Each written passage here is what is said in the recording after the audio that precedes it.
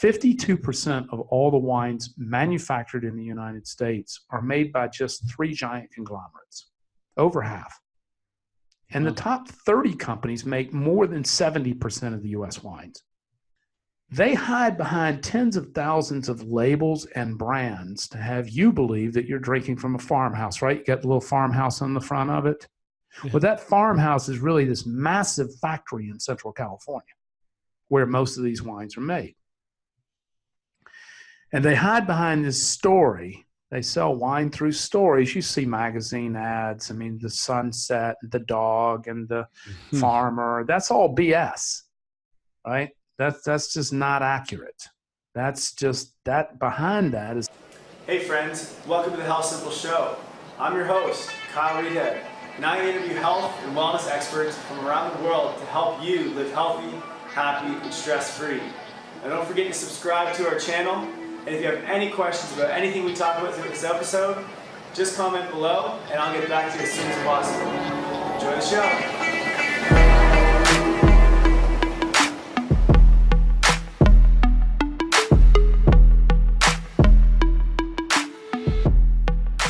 Oh, wow. Well, I have got a lot of really interesting, surprising, dirty, dark secrets of the wine business to share today. So anyway, my background, I've been an entrepreneur since I was 17. I've launched about 10 companies. This is hopefully my last. And it's been an amazing journey with Dry Farm Wines. I created Dry Farm Wines because I've been a lifelong biohacker and also a really lifelong wine aficionado. I've been drinking since I was about 9, so I was a bit of a bad boy. And so as my journey in biohacking, about 4.5 years ago, almost 5 years ago now, I started experimenting with a ketogenic diet. Long, sort of sexy and popular. And I'd learned about keto through the biohacking community. And when I initially started, I was trying to break through this kind of minor weight loss plateau. Like I thought I had, just like had this pesky extra 5 pounds I was trying to lean out and rip out. And keto will certainly do that for you. Yeah. And so I started experimenting with ketogenic diet, and I lost the weight and even some more, but I really enjoyed the cognitive benefits so much from being ketogenic that I continued the diet and started experimenting more, and then more into intermittent fasting. And now I'm doing all kinds of crazy. Now I've been experimenting with I've been for fasting, which we could talk about, which is really pretty fascinating. I've been on doing 23-hour daily fast, only eating once per day for about 2.5 years now. Wow. Now I've started experimenting with eating every other day. And next I'm going to start experimenting with not eating on Monday, Tuesday, and Wednesday of every week. So yeah. So anyway, I also don't drink wine on the days I fast, on the extended fast. On the daily fast, of course, I drink wine every day. But anyways, I got deeper into ketosis and my nutritional programming became very, very specific. I found I couldn't drink wines anymore, and that they were higher in alcohol. So I started looking for lower alcohol wines. And as we'll talk about, we only drink and sell low alcohol wines because we believe alcohol, this will be surprising to your audience from the wine guy, but we believe alcohol is a very dangerous neurotoxin, right? And must be dealt with care and respect. It's also addictive. It's very dangerous. And so, which is why we only drink and sell lower alcohol wines, as low as 6%. That being said, I thought initially it was just that the alcohol is very high in commercial wines. So American wines now average almost 15% by volume. Most of the wines at 10 and 11%.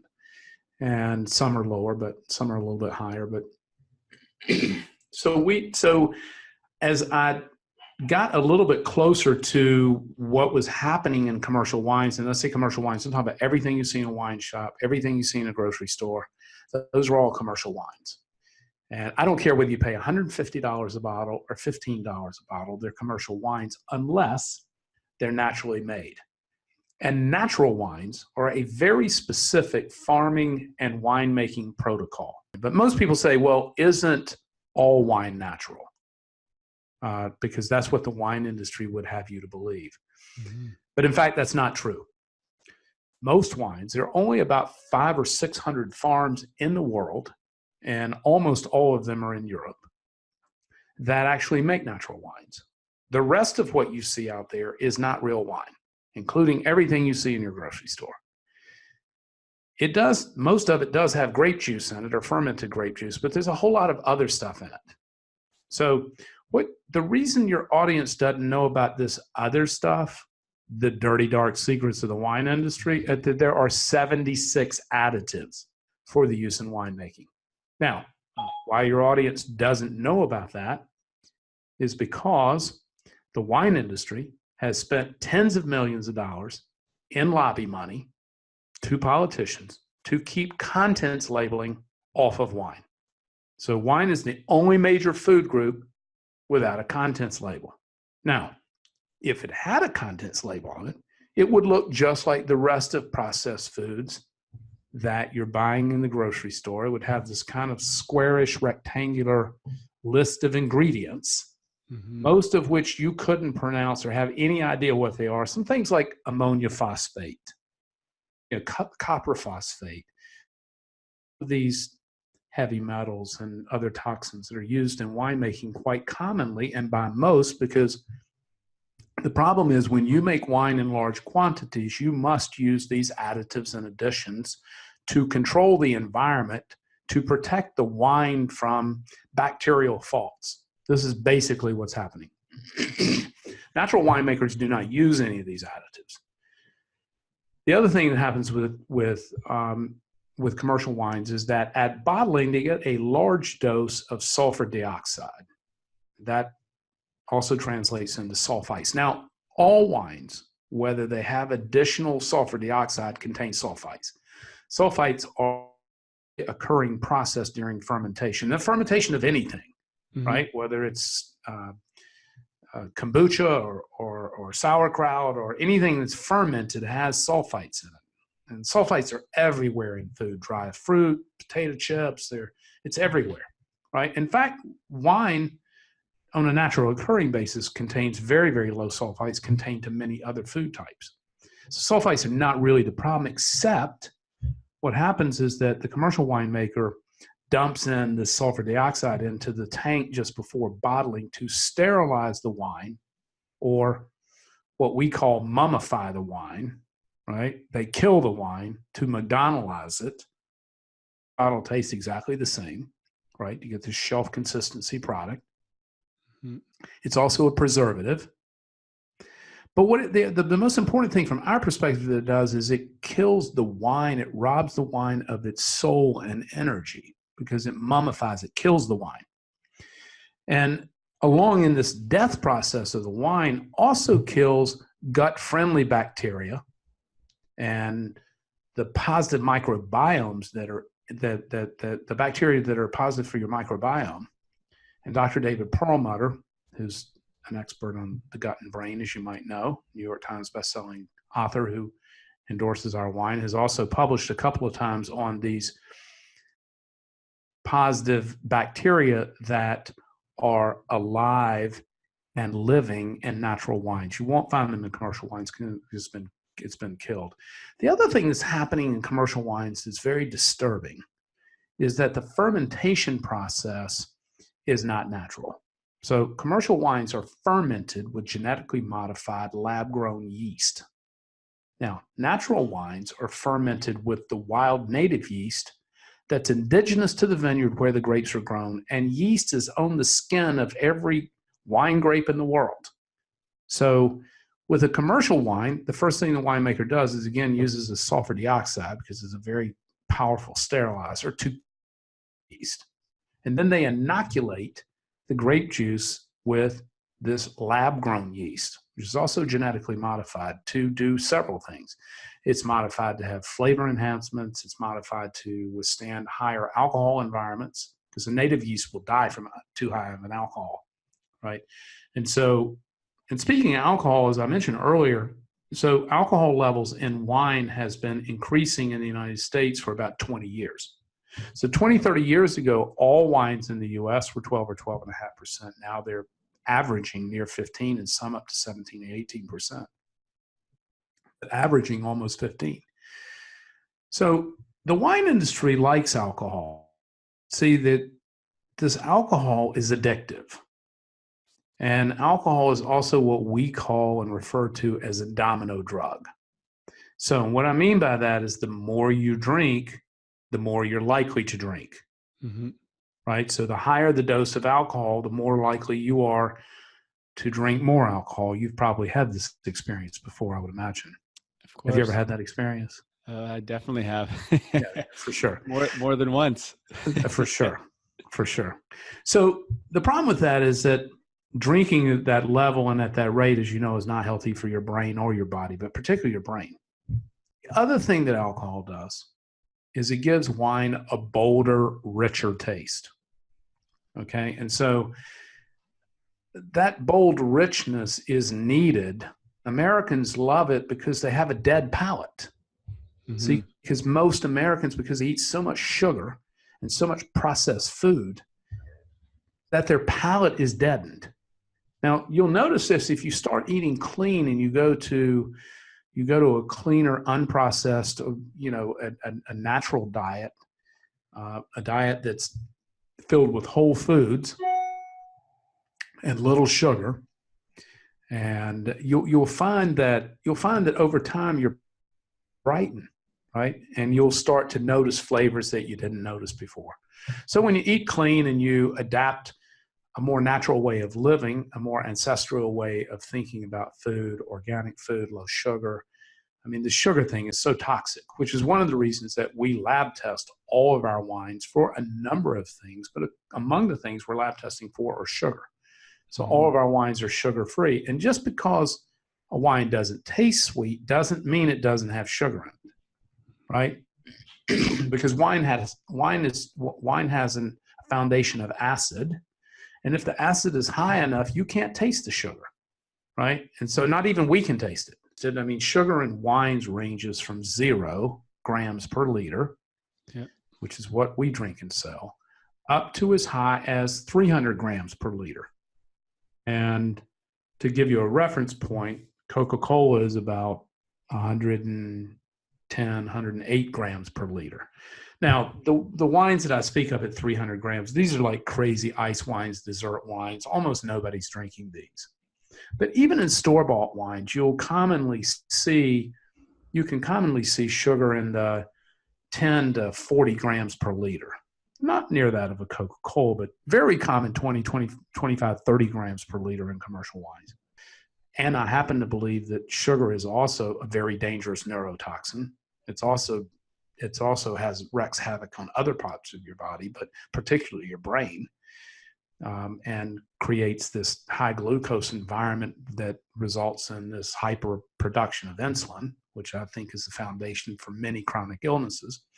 So I try to stay away from sugar and go to a tremendous amount of effort to avoid it. I don't eat commercial condiments or salad dressings prepared in restaurants or anything like that because they all contain sugar. Mm-hmm. Sugar is hidden in virtually everything, as you might know. So anyway, categorically define the differences in a natural. So natural wine is always or biodynamically farmed. And biodynamic, we won't go down the wormhole, is really in a prescriptive advanced form of organic farming. It is typically, almost always, they're old vines, which matters in the quality of the fruit.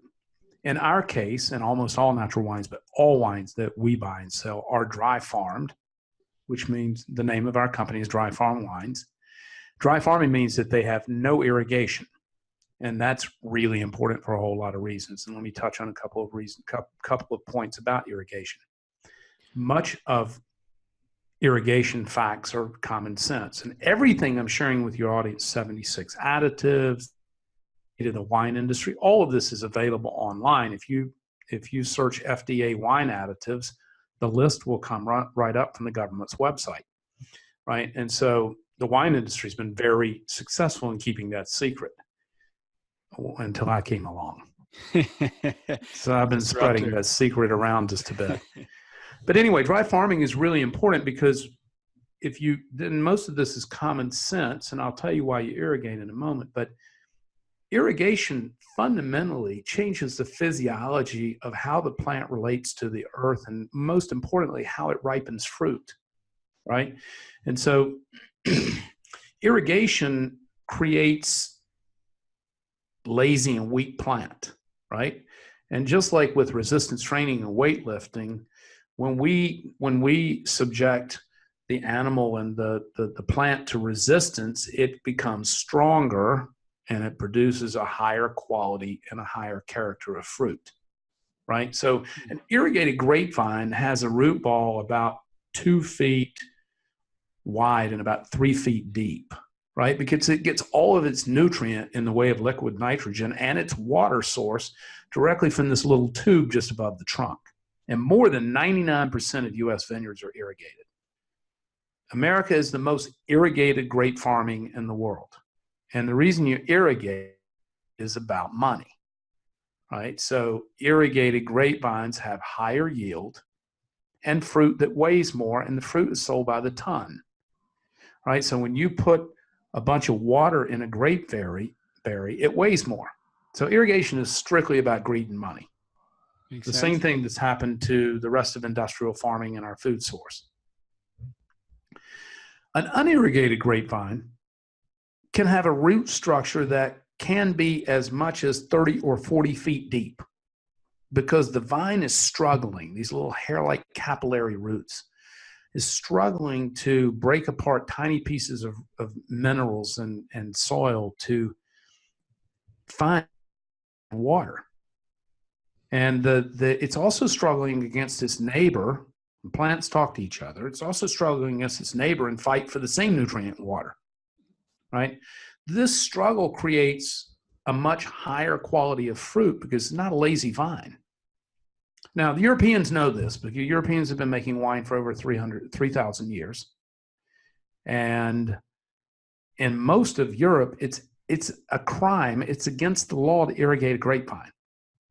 So very strict laws in Europe that govern grape farming, and they're appellation to appellation, country to country. But in almost all of Europe, it's against the law to irrigate a grapevine because when I know it fundamentally changes the quality of the fruit. Now, the vine knows that too. You see, the vine doesn't care about winemaking. The vine has this one goal. The vine is striving to produce the very best fruit that it can so that the bird will choose its most flavorful fruit and propagate the seed. So the vine's goal is producing its highest quality fruit. When you irrigate it, you get a lazy vine, right? The other thing that irrigation does too that's really important is irrigation reduces, and this is common sense, there's studies to show this, but this is common sense. Irrigation fundamentally the quality of the antioxidants or polyphenols and flavonoids that are contained in grapes, and particularly red wine, because red wine gets most of its polyphenols, including resveratrol, which is the most famous one, from contact with the skins. And so and for your audience that doesn't know how wine is made, I want to cover 2 things there that are important. One, how the polyphenols get in red wine that are not present in white wine. White wine has just over 200 polyphenols, red wine just over 800. And then also want to cover how wines become sugar-free or not, because it's the most common question we get. How are your wines sugar-free? They're both issues have to do with the winemaking process and particularly the fermentation process. Let me cover, first of all, why red wine is healthier and why it has more polyphenols. So when wine is made, white wine is made from free-run juice. What I mean by that is that the juice is pressed from the grape and it free runs off of the press. And that's how white wine is made, from that free-run juice. It has no skin contact, or most white wines don't. They're so rare. Skin contacts in white wine are so rare, it's not worth us talking about. But so red wine also also pressed also pressed, the juice that runs off of a red wine grape is also clear. Squeeze the juice from a red wine grape and a juice from a white wine grape, they're both clear. Really? This is how red wine gets its color. Once the juice is pressed and put into tank, the skins and seeds are then added to the tank. And those skins and seeds are where the red wine gets its color and also tannins. And so it's also where it gets most of its polyphenols, right? And so then the red wine is allowed to macerate with the skins, contact with the skins, and then they stir them and punch them down and keep this process going for anywhere from a few days to a few weeks, right? Depending upon the winemaker's style and what they're trying to do. So it's the skin contact is where red wine gets its color. It's also where it gets all of these additional polyphenols, and that comes from the skins, not from the juice itself. Then, as I covered earlier with yeast, in the natural wine, there's no added yeast. The yeast is already present from the grapes, and it spontaneously ferments itself. So natural wines have nothing added, no alteration. So as soon as the temperature rises sufficiently enough, you may know when your grandmother made bread, she had put the dough in a warm place, right? Because that activates the yeast. So once the yeast is activated by temperature to rise in the cellar, the yeast will start eating the sugar. This is how the result of that is ethyl alcohol and carbon dioxide. So this is how wine is made. The yeast eats the sugar like a little Pac-Man, and it spits out ethyl alcohol and carbon dioxide. If the yeast is allowed by the winemaker, if the yeast is allowed to complete its fermentation and eat all of the available sugar, then the yeast will die, and the resulting wine will be sugar-free. Now, what's happening in commercial wines is that, again, the winemaker is introducing salt to the fermentation process to prematurely kill the yeast, leaving behind residual sugar, or known as RS in the industry, right? And so this residual sugar, which Americans are addicted to sugar, people love sugar, whether or not you can taste it or not, you can still feel the neuro effect of sugar. And you know that if you're sugar-free or have experienced periods of being sugar-free, when you eat it in any measurable dose, you can feel it, right? You can feel it in your brain.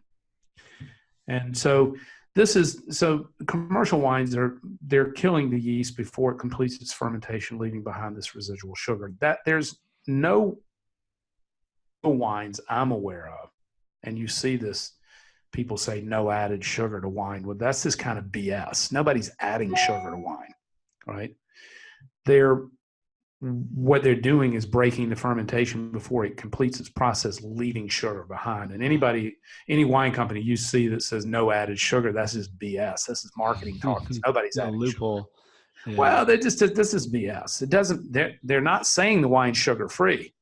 They're saying there's no sugar added. Well, I'm telling you, there's no sugar added to any wine. And if it has sugar in it, it's not because it's been added. It's because it's been broken off and allowed this residual sugar to remain. So native yeast fermentation, nothing added, nothing subtracted, and then straight to bottling. So when we talk about wine making, we talk about wine growing. So our wines are grown, not made. Our wines are grown in the vineyard because by the time they get to the cellar, nothing's happening but a spontaneous wild fermentation. That's it. And so that's not what's happening in commercial wines. So it's all these additives to higher sugar, higher alcohol. And then finally, this story that the wine industry tells you. See, so what's happened in the wine industry is exactly what's happened in our food supply. That's been massive corporate consolidation, driven around greed and money, which has killed our food supply. And I want to talk about what I call organic industrial farming, just following a really important concept. Okay. Because now we've got, in our food supply, we've got what I call industrial organic farming. we talk about that in a minute. But so what's happened in our food supply is exactly the same thing that's happened in the wine supply. And this has happened in the last 20 years. So what I'm about to tell you is easily verifiable online, as all these facts. 52% of all the wines manufactured in the United States are made by just 3 giant conglomerates, over half. And the top 30 companies make more than 70% of the U.S. wines. Now, why your audience doesn't understand that is because these multi-dollar, very slick marketing conglomerates who make wines in massive factories in Central California, right, which is where most of this wine is made, they hide behind tens of thousands of labels and brands to have you believe that you're drinking from a farmhouse, right? You got the little farmhouse on the front of it. Well, that farmhouse is really this massive factory in Central California where most of these wines are made. And they hide behind this story. They sell wine through stories. You see magazine ads. I mean, the sunset, the dog, and the farmer. That's all BS, right? That's just not accurate. That's just that behind that is a massive conglomerate, right? And this is how wine is sold. This is also how it's sold as a health product, but in fact, it's not a health product and it's not natural in most cases. So just before we break off to take some questions, giving you more than you bargained for in your education about commercial and natural wines, but I want to talk about a concept that we find really interesting that people don't think a lot about, I think. And we think a lot about it because we live on and around natural farms, primarily in Europe. We have 4 growers in South Africa. We have 2 growers in Chile, and the rest of them are spread across Europe. There's no wines made in the U.S. that meet our strict criteria. So this concept of what I call industrial organic farming looks like this. So just because a grape is organic doesn't mean it's naturally made. Just because something's organic doesn't mean it's not, well, what I would call still an industrial form of farming. And I'll use this example for you to illustrate what we mean by this, because we give all of these things a lot of thought, because we want to live and, most importantly, eat and enjoy this flavor that is coming from living soil, this beauty, this kind of living things that are grown with love in the living soil under the watch and the care of a family farm. And I use this illustration to help your audience understand what I mean. When you go to the farmer's market and you see vegetables there, cabbage, broccoli, celery, cucumbers, pepper, whatever, tomatoes, it doesn't matter what they are. You see these vegetables and the veins in them are so rich and they're so colorful, and you just want to take a photograph of it, right? Because it's so unbelievably picturesque. Look at it and you just know it tastes rich in bounty of love, in the spirit that was that where in these living soils, where these organic, beautiful vegetables and fruits were grown. Now, you go to Whole Foods, where it's also organic, but they don't look like that, right?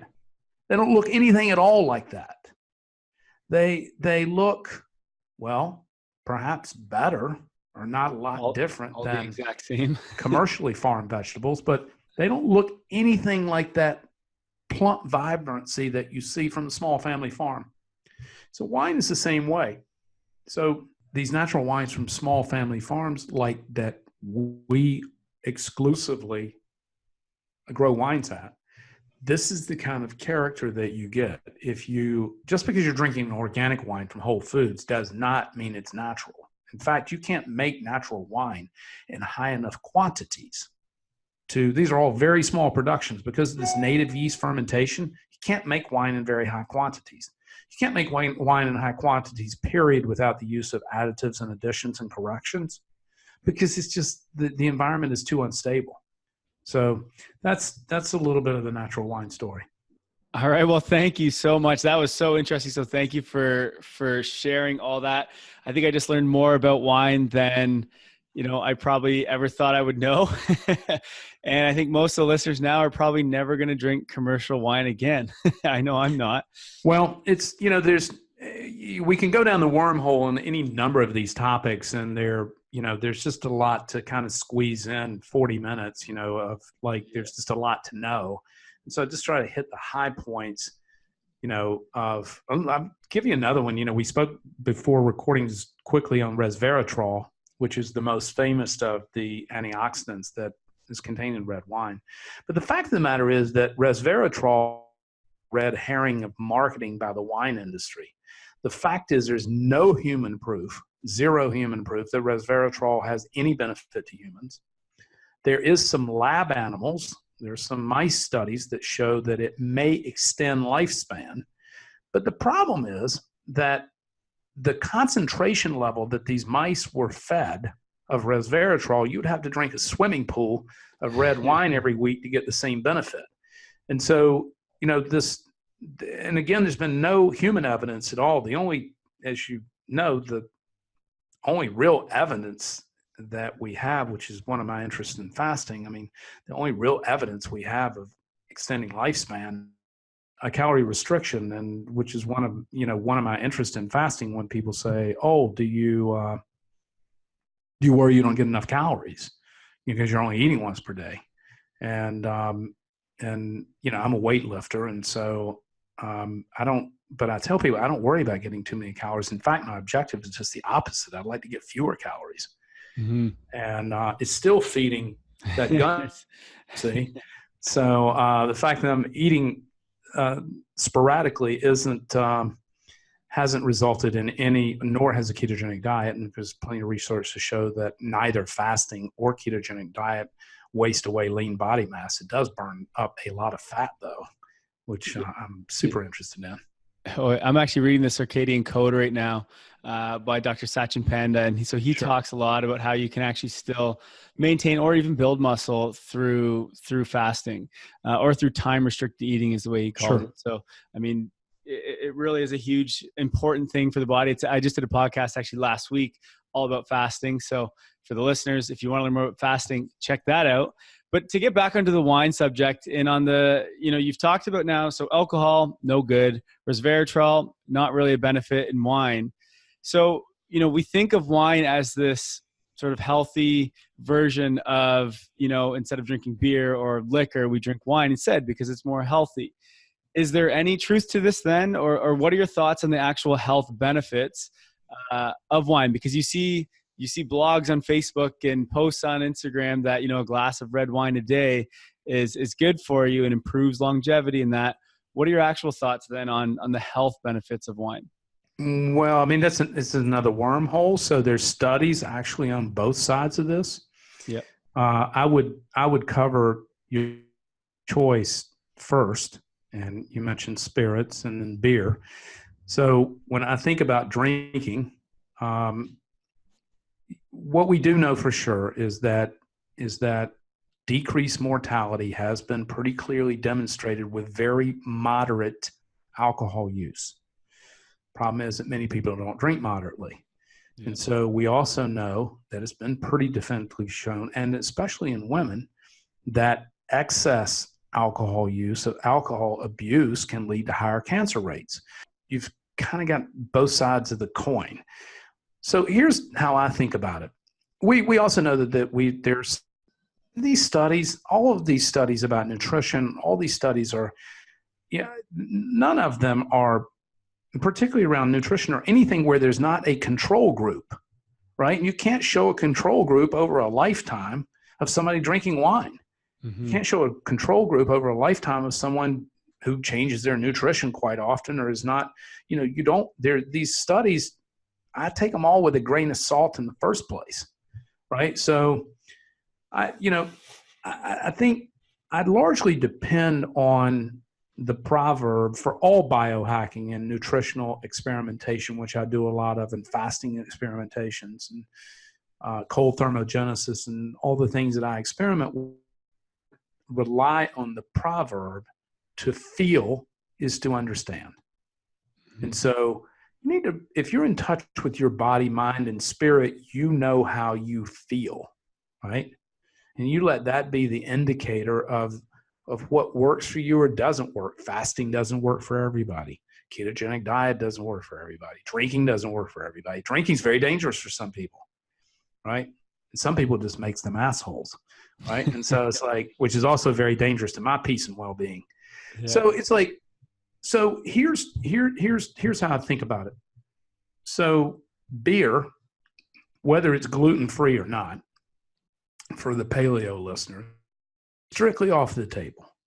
And the reason that beer is strictly off the table is not because of the gluten, although that might be of concern to some. Yeah. It's the maltose sugar. So it contains this very specific type of sugar that's a brewing byproduct. This is what causes beer guts. So maltose sugar converts instantly in the liver to fat, right? It's a very specific sugar. Now, not all sugars are created equal, right? So fructose is more dangerous than glucose, right? The sugar contained from fruits. But so there's all kinds of different sugars in that, but this maltose sugar, which is a very specific sugar that's a byproduct of the brewing process, goes right to the liver and converts, which is why you see people have, quote, beer guts, right? Mm-hmm. That's from this sugar. So beer is strictly off the table because you already established some anti-sugar. And I certainly don't want a gut. Then you go to spirits.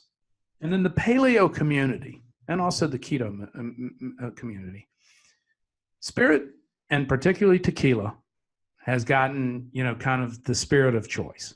Any clear spirit, whether it be vodka, but tequila is the kind of the spirit of choice because it's made from this plant and it's it's distilled and it's clean. And I get all that argument. And I don't argue against that concept at all. It's clean, for sure. The problem is it's 45% alcohol. Mm-hmm.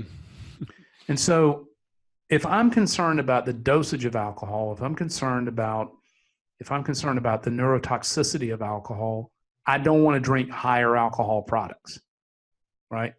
The other common problem with mixed drinks, and this is different if you're taking shots, but mixed drinks oftentimes have mixers of one kind or another that contain sugar, right? Or other toxins. So if you're going to drink tequila, then I just guess you take a shot of it, right? Or create what Rob Wolf among every health leader endorses our wines, right? What Rob Wolf calls the NorCal margarita, which is like sparkling water, tequila, and lime juice. Yep. Without the sugar. So the problem with drinking in higher alcohol products, and the reason I don't endorse or drink spirits, is because of the alcohol content. Most of us do not have a drink. Most of us do not have a glass of wine or a beer.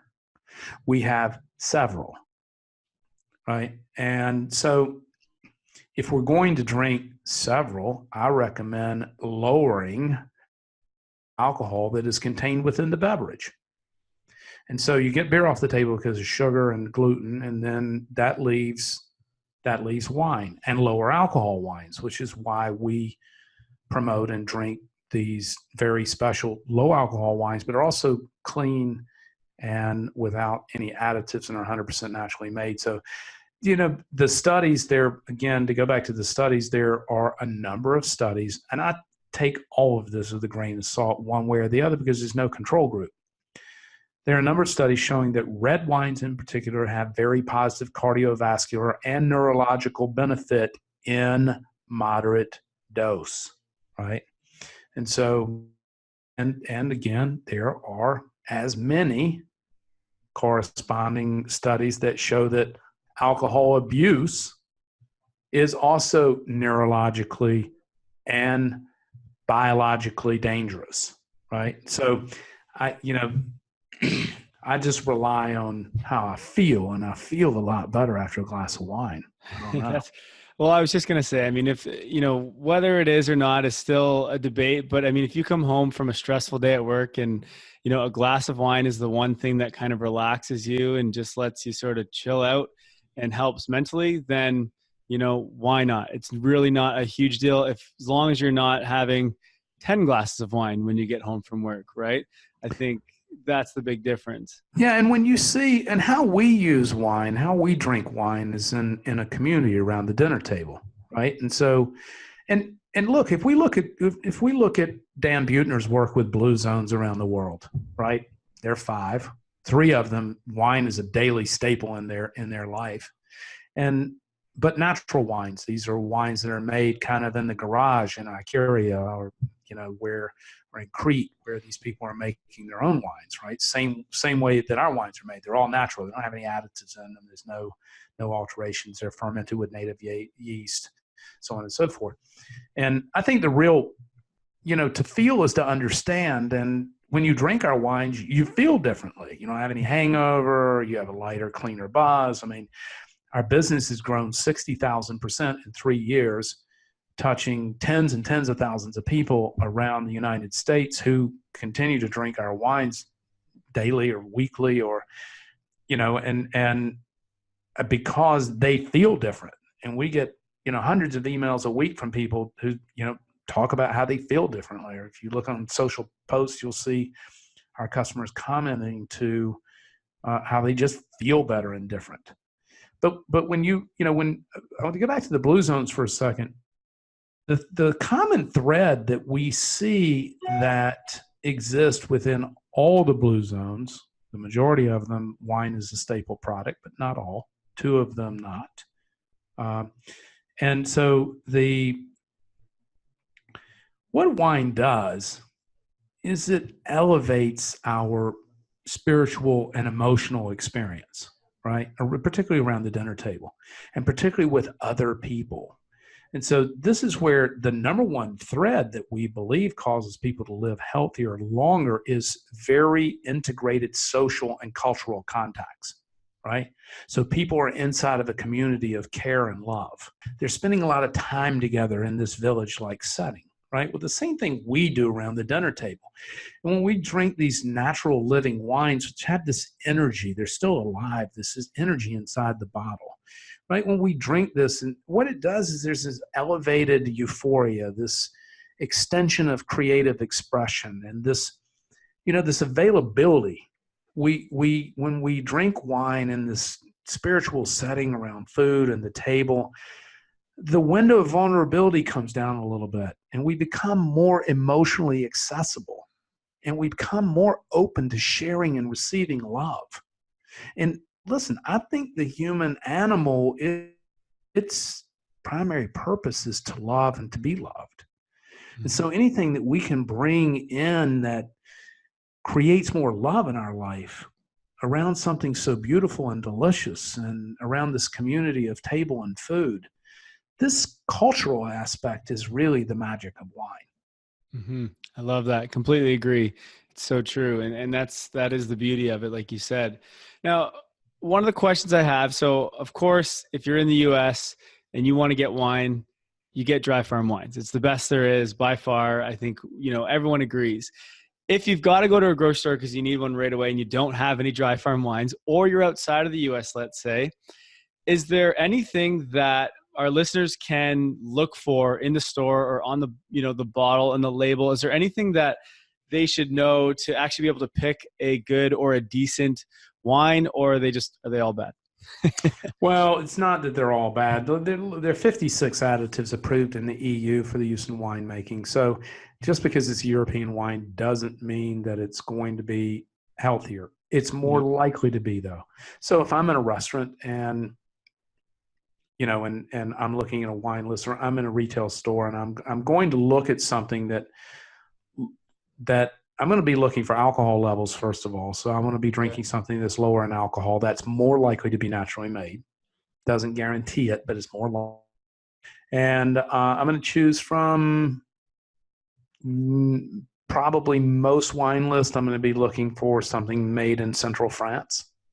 Okay. Beaujolais or Loire Valley, the Jura region. But I'm going to be buying anything from Europe. And if I can see it, I want to look for something that looks more homemade, right? It's not got a fancy label on it. It's going to be lower alcohol. That's if I'm in a store. Mm-hmm. If I'm in a restaurant, then, hopefully there's some kind of wine director there. It just depends on what kind of restaurant you're in and what city you're in. So natural wines are available in many restaurants in select markets like New York, San Francisco, Chicago, but you're not going to find them in Topeka. You're not going to find them in Kansas City. They're just not there.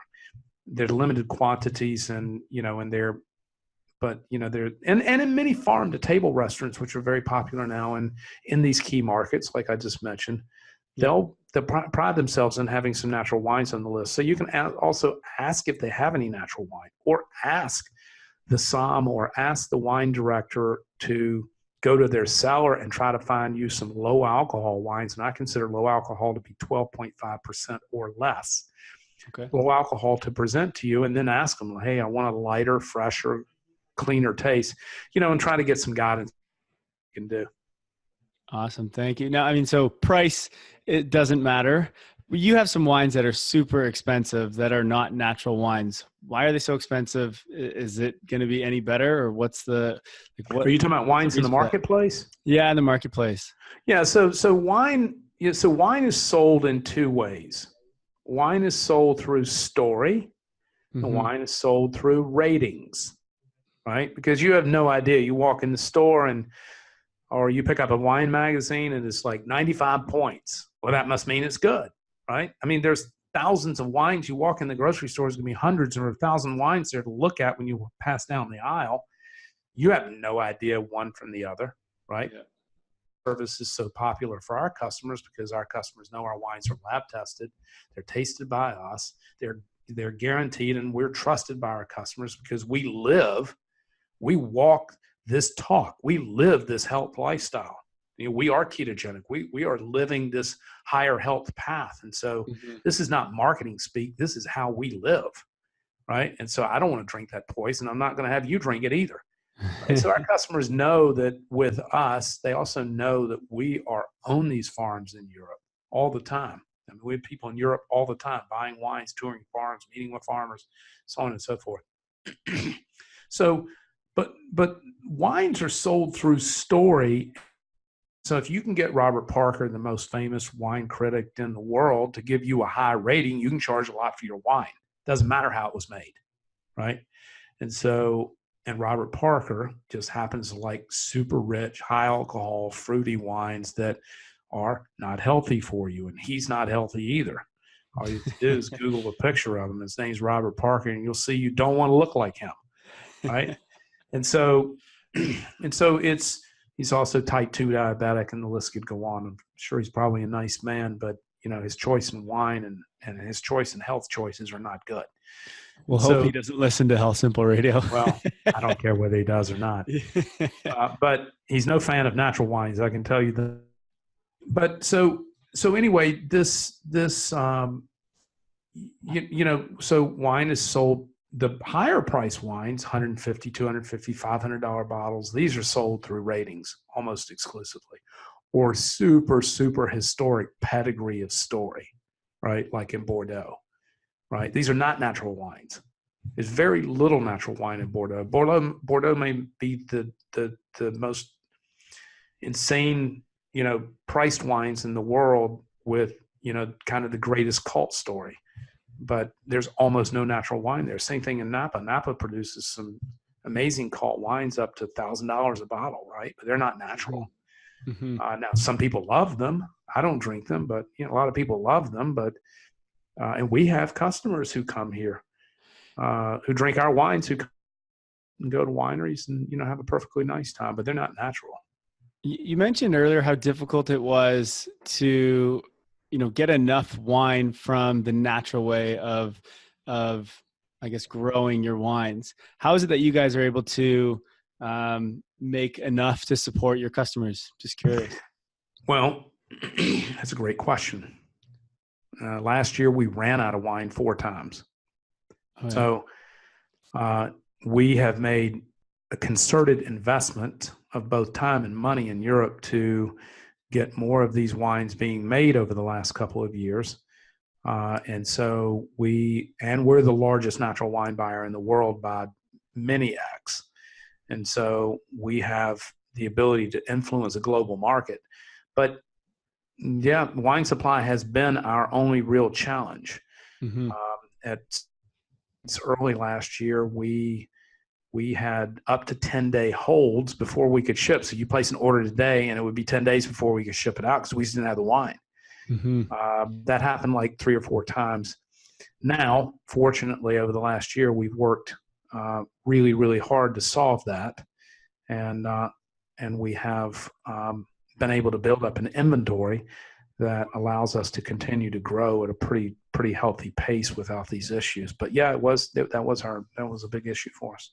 Well, good for you guys for sticking to your roots and keeping it natural and keeping it high quality, because oftentimes this is what happens is when someone has a product that blows up and gets very popular, quality goes out the window, and there you have it, right? But you guys are kind of stuck with it. Now, can you talk about the process of actually getting some wine if someone wants to order it?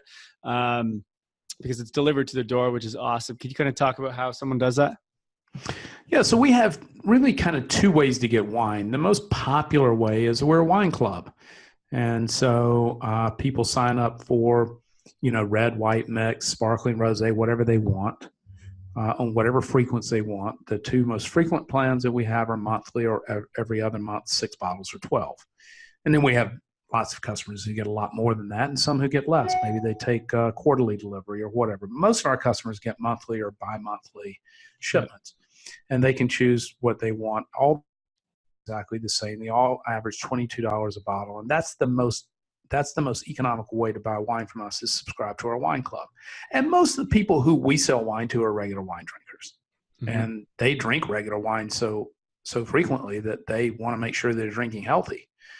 And then if you sign up to our email list, then which is on our website, then we do special offers throughout the month where you can buy one-off versions of special offers that we have without subscribing. You pay a little bit more for it because we give the subscription price to our members, but not that much more. So you could get one off if you just sign up for our email list. But for your listeners today, we have a special offer, a 1 penny bottle with their first order. And all they have to do is go to the link dryfarmwines.com/HealthSimple, right? That's it. Just dryfarmwines.com/HealthSimple, and they can get a penny bottle. 1 penny. And I'll make sure to put that link in the notes so you can just tap it and you've got it there. It makes it super easy, but we appreciate that. A penny for a bottle of wine is an amazing thing. Yeah, exactly. So, listen, I have one more question. I don't know if there's anything else actually that you want to add first, but I have one question at the end that I ask all the guests that come on the show. Is there anything that you want to add about wine first? I think we covered. No, just enjoy your holidays. Be careful on alcohol, Yeah. Well, Thanksgiving coming up, everyone's got to just take it easy. All right. So, you've gone on a health journey and you're into ketogenic diets, you're into intermittent fasting and basically biohacking. So you've done a lot. So I'm really interested in your answer here. Now, let's say you were to go back to the very beginning of your health journey. So where everything first started and you lost everything that you currently know right now about health, about wellness, about everything. What would be the one piece of knowledge that you would want to tell yourself, or the one piece of knowledge that you would want to keep if you were just getting started on your health journey? Meditation, hands down, the most important biohack in history. It's been written for millennia, from global thought leaders, from the Stoics to Buddha to Ray Dalio, who wrote the book Principles, was New York Times bestselling list, #1 book sales on Amazon last year, runs one of the wealthiest hedge funds in the world. Meditation, hands down. Meditation is the foundation of all that comes forward. So without a quiet mind, without a gentle spirit, then, I think everything that follows that is just a struggle. Mm-hmm. So for me, health and wellness, meditation would be the one thing I I couldn't lose, or one thing I would have to start with, following that, it would be getting rid of sugar. Yeah. So I think we gathered that throughout this episode. Yeah. If you don't know, I'm not a big fan of sugar. Yeah. So anyway, awesome. Well, good advice. I mean, meditation has been a huge thing for me as well. Just being able to be more mindful throughout the day, has changed so much for me. So it's something I preach quite often as well. So thank you for sharing that. And thank you for coming on this episode, and sharing all this information. Very interesting stuff that I did not know or think I would ever know. So really appreciate you coming on here and sharing that with myself and with all the listeners. Thanks, man. Today, happy holidays to everybody. And if it's not holidays when you're hearing this, find a glass of wine. All right, Todd, have a good one. Thanks, man.